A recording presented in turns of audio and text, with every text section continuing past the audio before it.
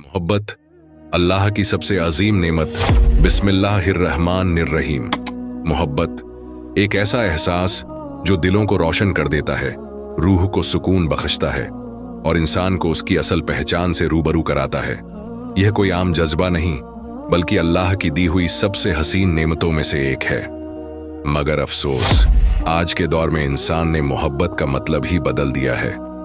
लोग इसे सिर्फ दुनिया के रिश्तों तक सीमित कर देते हैं, जबकि इसकी असल हकीकत इससे कहीं बढ़कर है। असल मोहब्बत सिर्फ और सिर्फ अल्लाह की होती है। यही वह मोहब्बत है जो कभी खत्म नहीं होती, जो हमें सहारा देती है, हमारी कमजोरियों को ढकती है और हमें संवारती है।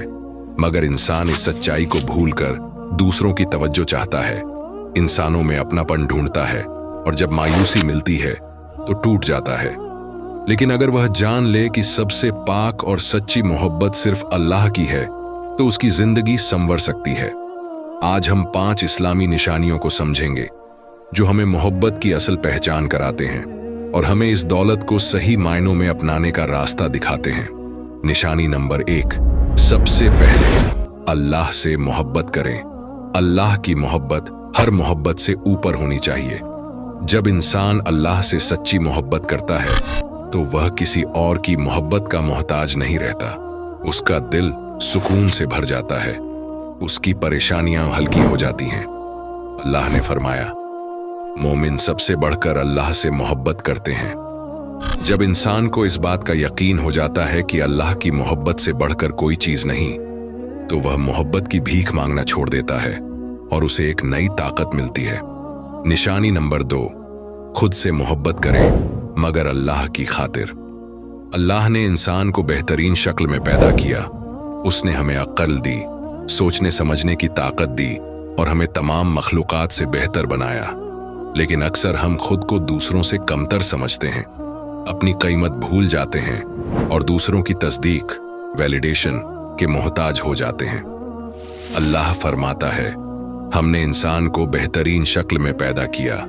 अगर अल्लाह ने हमें इतना बेहतरीन बनाया है तो हमें खुद से इज्जत और मोहब्बत करनी चाहिए, मगर यह मोहब्बत खुदगर्जी और घमंड वाली न हो, बल्कि अल्लाह की रजा के लिए हो।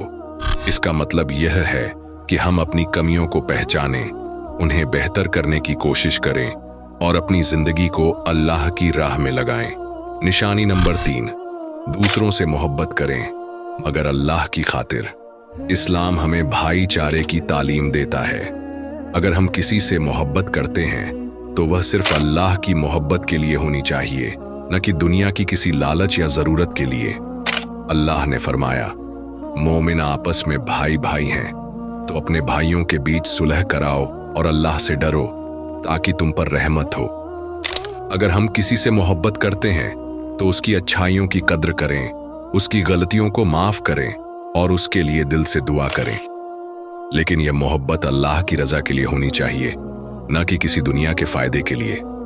निशानी नंबर 4, अच्छाई से मोहब्बत करें और बुराई से नफरत करें। इस्लाम हमें सिखाता है कि हमें अच्छाई से मोहब्बत करनी चाहिए और बुराई से नफरत करनी चाहिए।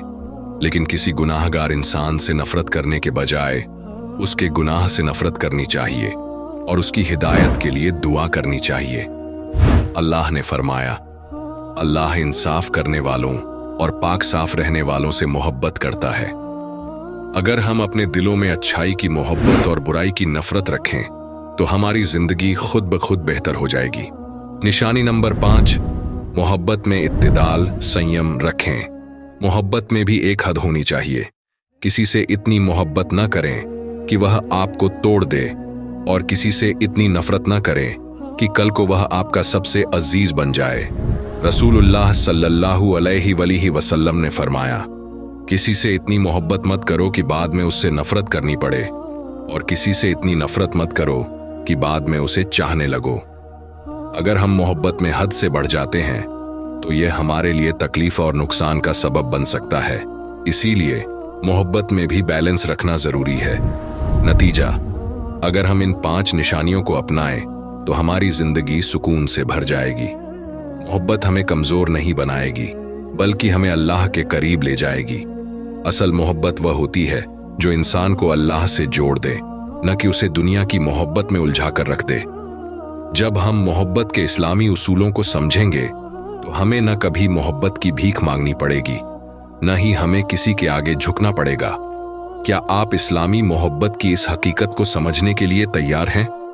अगर हां, तो इस मैसेज को ज्यादा से ज्यादा लोगों तक पहुंचाएं ताकि हर कोई सच्ची मोहब्बत का मतलब जान सके।